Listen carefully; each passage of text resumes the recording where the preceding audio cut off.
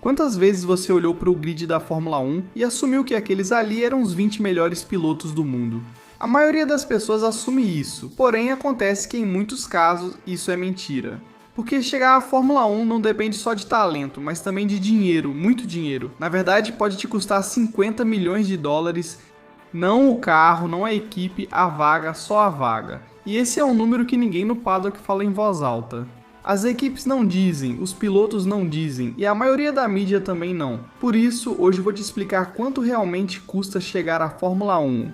A porcentagem ridícula de pessoas no mundo que sequer podem tentar e por que o sistema é feito para que isso continue acontecendo. Tudo começa nos karts, uma criança de 6 ou 7 anos com algo especial nos reflexos e pais dispostos a gastar tudo. Uma temporada de karting competitivo na Europa custa entre 100 mil e 500 mil dólares, e não porque o kart seja caro, mas porque os mecânicos são especialistas. Os motores são trocados constantemente e estar no nível onde os olheiros podem te ver exige viajar por toda a Europa durante toda a temporada. E isso é só o começo. Depois vem a Fórmula 4, o primeiro monoposto. A categoria custa entre 300 mil e 400 mil dólares por temporada. Depois vem a Fórmula 3 entre 1 milhão e 1 milhão e meio. E finalmente, a Fórmula 2 a última porta antes de chegar à Fórmula 1. Essa categoria custa até 4 milhões por temporada.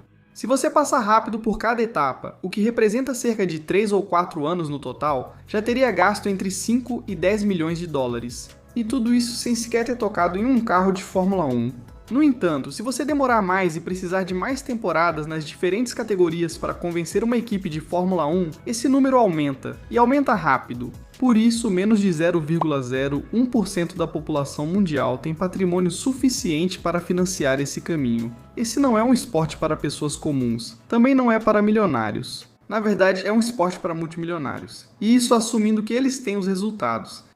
Porque existe outra possibilidade. Há pilotos que passam toda a adolescência nesse caminho, que vencem em categorias menores, que têm resultados reais, e que em algum momento ficam sem orçamento e desaparecem, não porque não fossem rápidos, mas porque o orçamento acabou antes da oportunidade chegar. E pouco depois, ninguém lembra dos nomes deles. Já que no final das contas, é o dinheiro que decide quem tem a chance de mostrar seu talento, porque uma carreira pode acabar muito antes de começar, e isso é só o caminho até a Fórmula 1. Porque ao atingir a categoria máxima, os milhões seguem aumentando.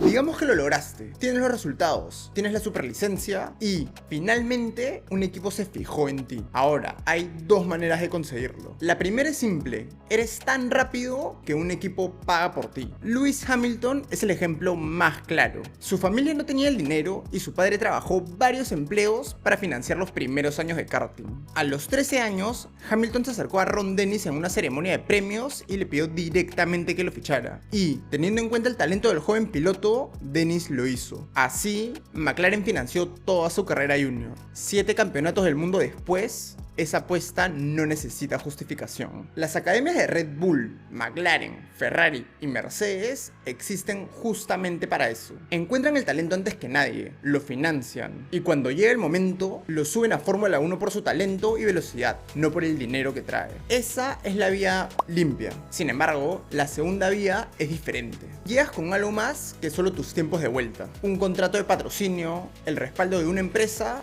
o el dinero de tu familia. La promesa es que, si te dan el asiento, el equipo va a recibir 20, 30, 40 millones al año. Y esa situación tiene un nombre específico, y este es Pay Driver. Y lo que llama más la atención no es que esto exista, sino que nadie hace nada para detenerlo. No es nuevo, no es ilegal y lleva décadas funcionando así. El equipo recibe el dinero, tú recibes el asiento y los dos actúan como si ese acuerdo no existiera. Y claro, cuando hablamos de esto, seguro se te vienen algunos nombres a la cabeza, así que hablemos de algunos de ellos.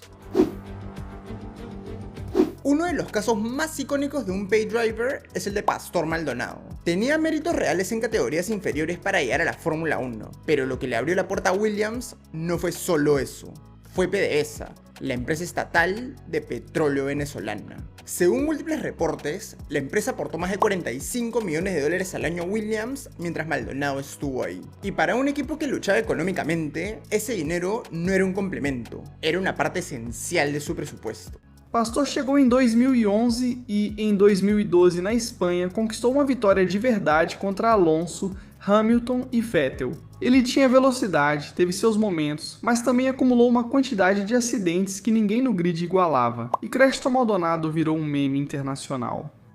Além disso, quando a Venezuela entrou em crise econômica e o dinheiro da PDVSA parou de chegar, a carreira de Maldonado chegou ao fim. Não foi pelos resultados ou por mais um acidente, mas porque os cheques pararam de chegar. Se quiser conhecer toda a história dele, deixe o vídeo que dediquei a ele. Outro caso conhecido é Nicolas Latifi. O pai dele, Michael Latifi, foi um dos investidores na Williams. Por isso, Nicolas correu nessa equipe de 2020 a 2022 sem pódios, sem vitórias e sempre atrás dos seus companheiros, causando uma quantidade de acidentes comparável com os outros. Sua contribuição mais relevante ao longo da carreira foi a batida em Abu Dhabi 2021, que definiu a temporada. Apesar de existirem pilotos na Fórmula 2 com resultados bem melhores que os dele, eles nunca chegaram à Fórmula 1 por falta de apoio. Agora um dos mais lembrados, apesar de ter ficado apenas uma temporada na categoria principal, Nikita Mazepin. O pai dele comandava a Alkem, um dos principais patrocinadores da Haas. Por isso, em 2021, Nikita chegou à F1 e terminou a temporada como o piloto mais lento do grid. Mas não só isso, ele também se tornou o mais odiado. Acidentes bobos, declarações polêmicas e confrontos com praticamente todos os pilotos. Esse foi Nikita Mazepin. E assim que a Haas teve a primeira oportunidade de se livrar dele, fez isso. Vou deixar aqui um vídeo com tudo o que ele fez durante seu ano desastroso na Fórmula 1. Por outro lado, temos o caso de Zhou Guanyu, o caso mais complexo de todos os que mencionei. Zhou foi o primeiro chinês na Fórmula 1. Ele fez isso com a Alfa Romeo em 2022 com o apoio de patrocinadores chineses que, segundo vários relatos, representavam dezenas de milhões de dólares. Seus resultados foram melhores do que o esperado, marcou pontos, teve momentos sólidos e protagonizou um dos acidentes mais assustadores dos últimos anos. Mas a dúvida sempre existiu. Ele veio por ser o melhor piloto ou por trazer algo mais? Presupuesto que Alfa Romeo necesitaba. En mi opinión. Mas se ainda havia alguma dúvida, agora vamos para aquele que provavelmente é o caso mais claro do que significa ser um piloto pagante, Lance Stroll. O caso dele é diferente de todos os anteriores.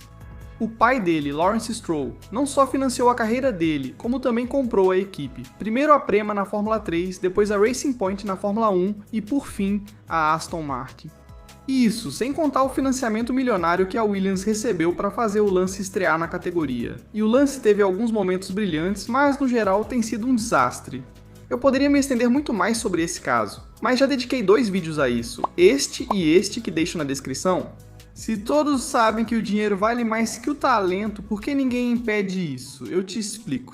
Mas antes, mais de 90% das pessoas que assistem meus vídeos não estão inscritas no canal. Então se você é uma delas e está gostando do vídeo, inscreva-se.